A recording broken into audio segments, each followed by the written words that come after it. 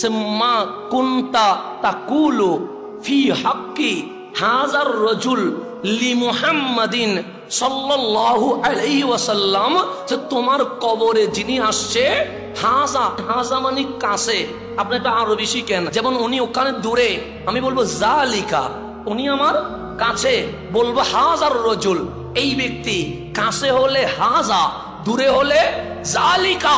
Medina নয় কবরে মুনকার নাকির হাজার রাজুল, এই মহান জাত নাম তার লি মুহাম্মদ সাল্লাল্লাহু আলাইহি ওয়াসাল্লাম কি বলেছিলি দুনিয়ায় আমার নবীর শানে, আজ নবীর সামনে আমাদেরকে হিসাব দে। তুমি যে দুনিয়াতে 30, 40, 50, 60 বছর ছিলা, কখনো চায়ের দোকানে, কখনো বাজারে, কখনো ঘরে, কখনো মাহফিলে, কখনো জুমার মিম্বরে আমার নবীর শানে কি কমেন্টস করেছিলা? তুমি আমার নবীকে দেখে দেখে বলো। কাকে দেখে দেখে বলো? প্রশ্ন ফ্লাশ হয়ে গেছে। নাম ওনার মুহাম্মদ, নাম ওনার কি? হাজার রাজুল তোমার কাছে দাঁড়িয়ে আছে, বলো তাহলে কবরের নবী আছে না নাই? এটা কি বেদাতীদের বানানো আকীদা? আমরা যদি বেদাতি হই, এই জমিনে সর্বপ্রথম বেদাতি হবে ইমাম বুখারী। ইমাম বুখারী বলছে এটা, তুমি ইমাম বুখারীর বেদাতি বানাইতে পারবা? তুমি হযরত আনাসরে বেদাতি বানাইতে পারবা? তুমি কেমনে বলছো এটা বেদাতীদের আকীদা? এটা ইমাম বুখারীর আকীদা, এটা সমস্ত মুহাদ্দিসিনদের আকীদা যে কবরে আমার নবী আসবে। আমি বুখারী থেকে বলছি, আপনি খণ্ডান। বুখারীতে এর বাইরে কোনো কথাই নাই। মান রব্বুকা ওয়ামা দীনুকা, এগুলো আছে তিরমিজি শরীফে। কোথায় আছে? তিরমিজি শরীফে। মান রব্বুকা হযরত বারা বিন আযিব থেকে বর্ণিত। বারা বিন আযিব বলছে কবরে তিনটা হবে, মান রব্বুকা ওয়ামা দীনুকা ওয়ামান নবিয়ুকা। এটা তিরমিজিতে। বুখারীতে এগুলো কিছুই নাই। যারা বুখারী পড়ছেন তারা বুখারী নিয়ে আসেন। বুখারীতে আছে শুধুমাত্র নবী নিয়ে, তোমার নবী কবরে থাকবে।